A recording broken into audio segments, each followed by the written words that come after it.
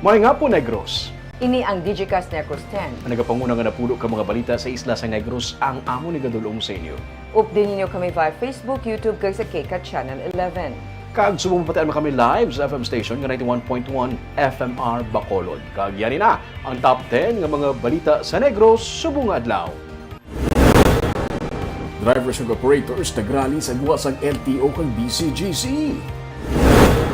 Mrs. ginbuno siya Mr. Bangod sa pagpangimon. Pamilya sang mag-amay nga napatay sa CAFGU sa Moises Padilla, nagakwestiyon kung nga CAFGU ang ipatawag sa natabo nga gamo. Klamping ang tuwing ordinance ginpa-review sang anay konsihal matapos bato ang salakyan sang iya nga anak. Kag sa good vibes, empleyado sa San Carlos City ginpasidunggan kay nag-uli sa bagay na nakitaan sa plaza. Tinatanan sa Digicast Negros X. Sa number 10,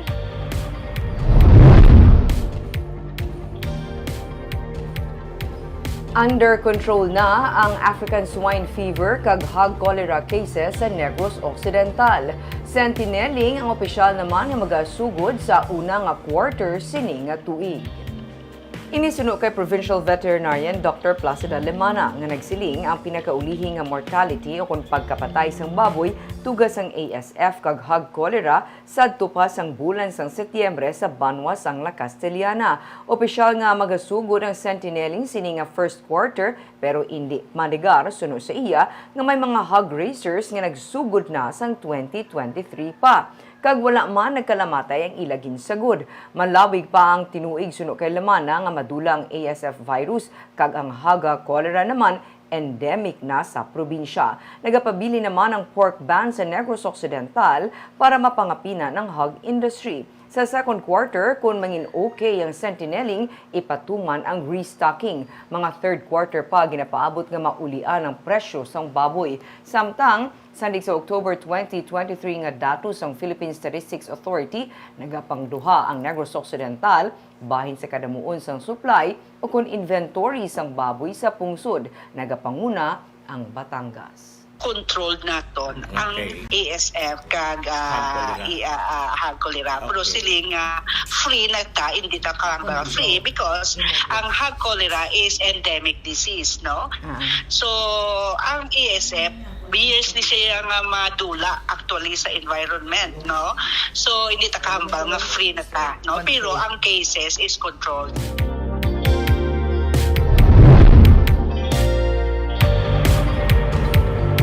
Sa number 9, business tycoon nga si Lucio Ko ang dinaduso sa karon nga kabigon bilang adopted son sang Bacolod.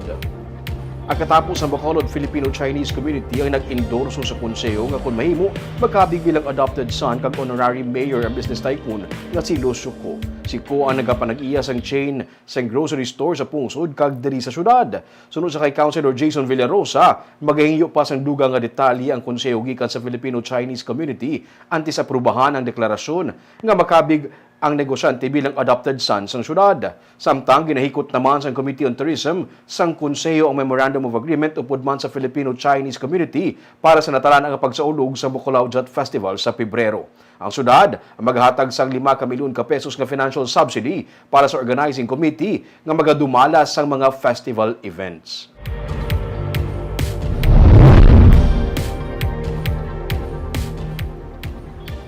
Sa number 8, wala na sang relocation area para sa mga pamilya sa Manukan Country nga ginserbihan sang notice to vacate. Gania paghatag sa financial assistance kag ginatanyag nga Yuhum Housing Village ang iga-recommend sang Bacolod Housing Authority. Sa Enero 8 ang deadline sa gin-issue nga notice to vacate sa City Legal Office sa masobra 140 ka mga pamilya nga apektado sa natalana nga demolition sa Manukan Country sa Barangay 12 sa Bacolod. Kadaman sa mga ginakabig informal settler families ang ginapanugyan nga magproseso sang requirements para sa relocation program sa Bacolod Housing Authority. O galing sa karon, wala na sang duta nga available para sa apektado nga ISF. Suno kay City Legal Officer Attorney Romeo Carlos Ting Jr., sarang makarecommend ang BHA para sa financial assistance para sa mga apektado nga pamilya. tanyag man nila ang Yuhum Housing Village bisan pa hindi luyag sa mga ISF ang condo units. Iga-demolish sang SM Prime Holdings Incorporated ang Manukan Country kag iban pa nga mga kaiping nga illegal structures sa lugar para sa development project nga natala na suguran sa Madason nga binulan. May nagkagto na ma-process siya, tinabalansya na wala na tingin-inform siya na anong option about yung financial assistance. Kaya hindi magiging mandatory yan na ang government matagid ya relocation site po. Attorney, paano ito yung mga na-awardan na? Ate, disqualified na to daan sila ya. Ay, hindi naging sila yung Hindi nagpalit naging to. sila ya. Okay. So, pila na lang gidya ang qualified? No, less than 35 na lang niya ang na-qualified.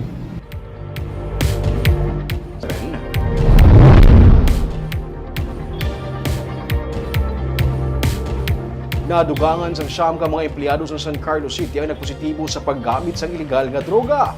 PNP nagakabit sa syudad bilang drop-off point sang iligal nga droga.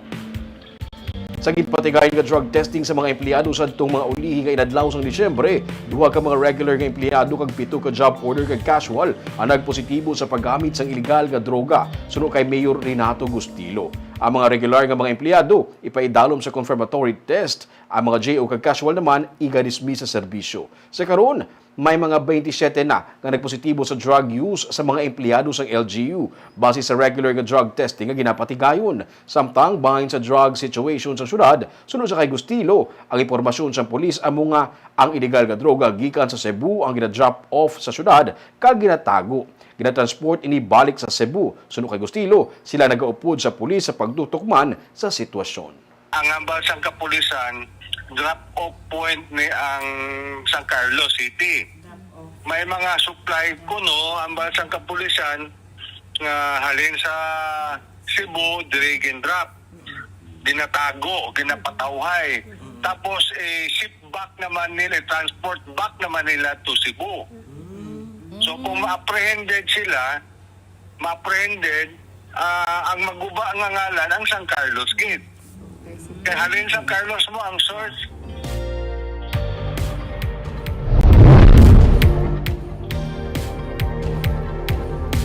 Sa number 6, NPA ginatudlo suspect sa pagpatay sa negosyante sa Toboso. Nagapati ang PNP nga posible katapos ang NPA ang sa likod sang pagpatay sa negosyante nga si Juvie Serona sa Purok Kawayan, Barangay Bugang, Banwas ng Toboso, Martes ang gabi. Sunod sa kay Pulisa Major Junray Batadlan, ang hepes ng Toboso PNP hindi magdubo sa 15 ka mga armado ang nagpadulong sa balay sang biktima. May tuyo gidman sila nga patsyon si Serona bago nakaagom ini sang siyam kaigo sang matag-as nga kalibre sang pusil. May na-recover nga 25 ka mga empty shells ang 5.56 mm nga bala sa crime scene. Ginsunog man sa mga suspect ang traktora sang biktima apang natapna ang kalayo. Ginako naman sang Roslina Jean Pelia Command sa Northern Negros Guerrilla Front sa New People's Army ang pagpatay kay Serona. Suro sa NPA, imbolbado ang Serona Group kung sa diin kabahin si Juvie sa natabo sadto nga sa Gay 9 Massacre sa October 20, 2018. Ginpakita man sang NPA ang na-recover nila ang mga balag kag armas sa balay sang biktima.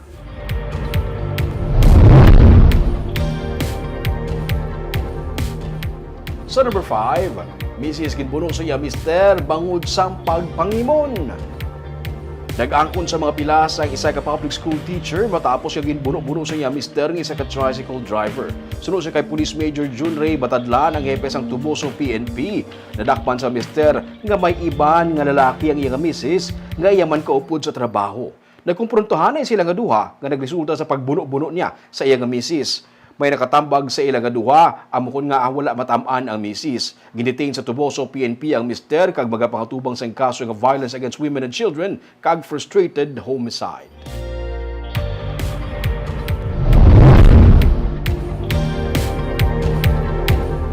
Sa number 4, nadugangan sang 8 ka bag-o nga kaso sang fireworks-related injuries ang record sang Negros Occidental. Sa karon nagdangat na ini sa 89 cases. Parehos nga may 13 ka kaso ang bago kag Cabancalan City. Pinakamataas nga na-record sa mga fireworks sa related injuries sa mga banwa kag syudad. Nagapabili naman nga 8 ang nasamaran bangod sang palupok sa Bacolod City.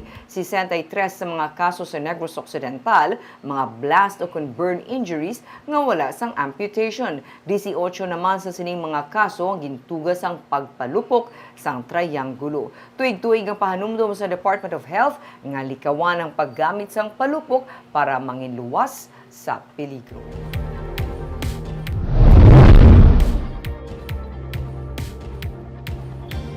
Sa number 3, tuwing kag-clamping ordinance ginapa-review sa anay konsehal sa Bacolod matapos nga mato ang salakyan sa iyang anak.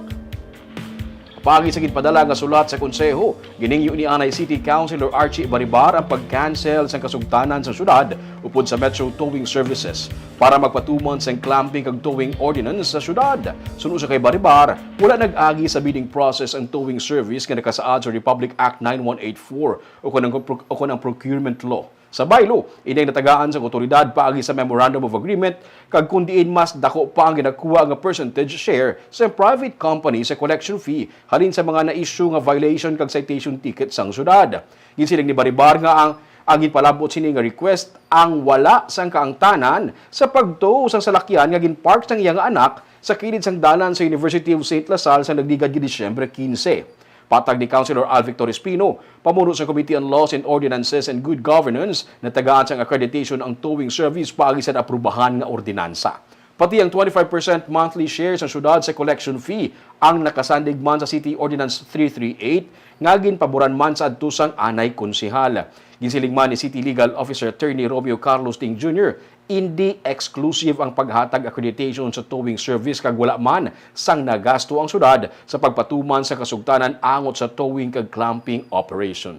Kag tiway man kapag wakwartay ang syudad mo para mag ilaman niya tanan kag ang apprehension lang nila amo lang sa gatag sila sa syudad diya sang share o ginagaan nila share ang city based sa MOA. So wala isang illegal yung Wise With regards sa shares nga dako ang sa towing service compared sa city. 75-25 ang So, share. actually, kiti ang towing services sa yung tanan ila tanan shoulder expenses. Bilang bato na lang yung syudad. Sa number 2, ginakwestiyon sa pamilya sang mag-amay nga napatay sang CAFGU sa banwa sa Moises Padilla kung nga sa CAFGU nagpangayo sang bulig ang barangay para sa kaso sang pagmaoy. PNP nagsabat nga nagresponde man sila sa insidente. May report si Romeo Subaldo. Masakit para sa pamilya Temperatura nga masaksihan ang aktual nga pagpatay sa ilang himata sa ila atubang. Pati mga kabataan naging saksi sa natabo nga pagtiro sa CAFGU nga si Donan Susha sa birthday boy nga si John Albert Temperatura kag si 70 anyos nga amay nga si Godofredo. Gani may pila sila ka mga palamangkutanon bangod nalikawan kung tani ang madugo nga insidente. Sunod sa himata sa mga biktima nga si Jomar, hindi nila mahangpan kung nga ang CAFGU ang nagrespondi sa isa ka police matter. Amo ginagan kay dapat police matter no. Hindi na dapat iya kon example mangharas gid ang ginabay ma-report gi sila sa police kay para police na dato. Ginsiling sang CAFGU nga pinaagi sa tanod, gipatawag sila sang punong barangay para magrespondi sa insidente sang maoy. Sunod naman si Deputy Chief sang Moises Padilla PNP nga si Police Lieutenant Armel Lasap, masami ang mga barangay official sa mga lagyo nga mga barangay ang nagapangayo gid man sang tabang sa mga detachment nga pinakamalapit sa ila, ilabi na kung kinahanglan nga marespondihan gilayon ng isa ka insidente. Mga 15 kilometros ang kalayoon sa barangay Montilla sa proper sa Moises Padilla. Pero patag ni Lasap, bisan malayo, nagrespondi man sila matapos makabaton sa tawag parte sa natabo. Usually, yan ang talaga eh. Nakapag may nagmaoy sa pinakamalapit na detachment, humingi ng tulong.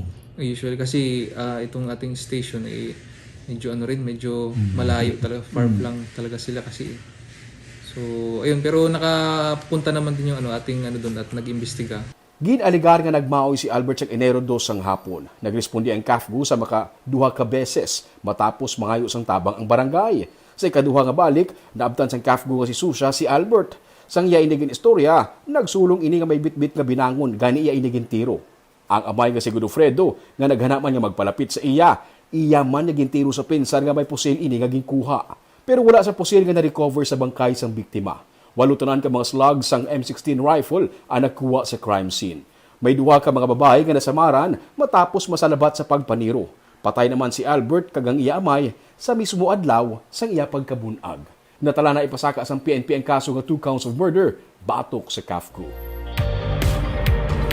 Kag sa numero 1 sa mga balita subong adlaw.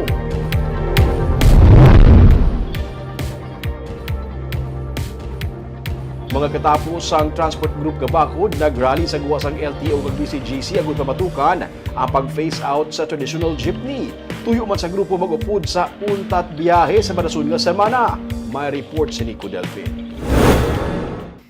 Halin sa ginhiwat nga rally sa atubang sang Land Transportation Office sa Barangay Mansilingan, nag-motorcade pakadto sa Bacolod City Government Center ang malapit 2 kagatos nga mga katapo sang traditional jeepney operators ug drivers.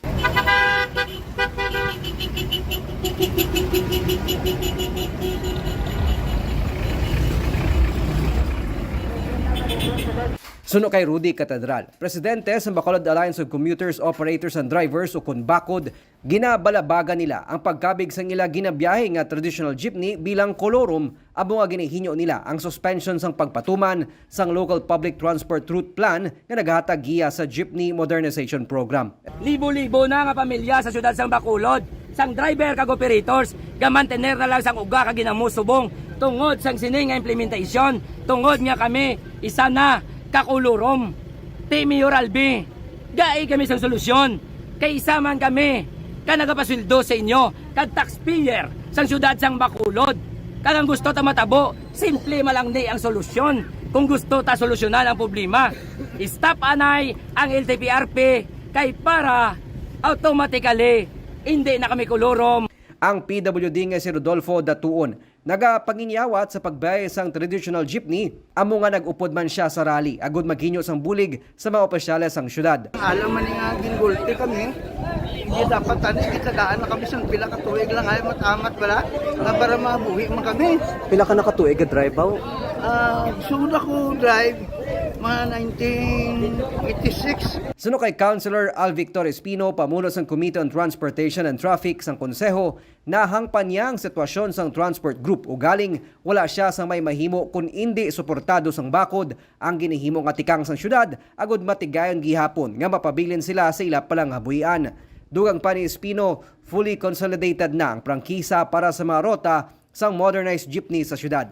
Ginapangita naman sang syudad sang paagi nga mabuligan ang 2 pa ka mga grupo sang traditional organization nga nagpabutyag sang interes para sa Jeepney Modernization Program. Naubratan ang ilang ginaayo, pang-endorse na sa national government agencies.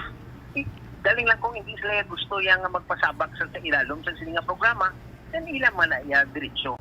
But then again, they have to face the consequences also. Ginpahayag naman ni Katedral nga wala sila nagasuporta sa consolidation bangod magaresulta ini sa pag-phase out sa ila ginabiyahe nga jeep. Ang mapiktuan sini, apiktado ini nga pinakadakogid ang aton nga commuters. Kung nagapliti ka mo subong, 10 ka piso, 11 piso sa traditional jeepney nga minimum. Sa ila na da, 18 pesos hasta sa 25 pesos. Way swerte, ma 30 pesos ina. Kung sila na lang ang magamonopolya sa sudad sang Bacolod. Sa madason nga simana, plano man sang bakod nga updan ang nationwide simultaneous people power rally. Pinaagi man sa pag-untat biyahe. Nico Delphin para sa Digicast Negros.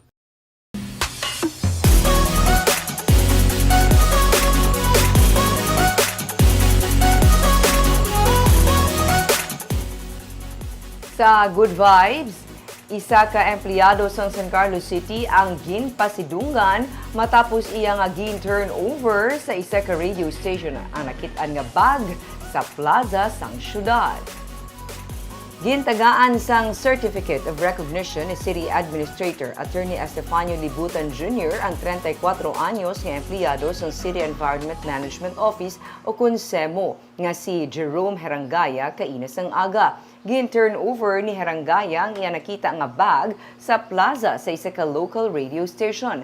July sang siniman nga tuig, may nakita man si Jerome nga kulintas kag iya man ini nga ginbalik sa tag-iya gani sang sini nga Paskwa gintagaan siya sang tag-iya sang padya. Istorya ni Jerome nagapati siya nga basta hindi iya ang isa ka buta nga iya nakita nagakadapat nga ini ang ibalik sa tag-iya. Sunod naman sa kailibutan, sunod-sunod ang insidente sang pagkatampad sang ila empleyado sa San Carlos gani na pensaran sang LGU nga pasidunggan sila. Saksi man sila kung ano karelihiyoso kag kapisan si Jerome gani nagakaangay lang nga pasidunggan siya.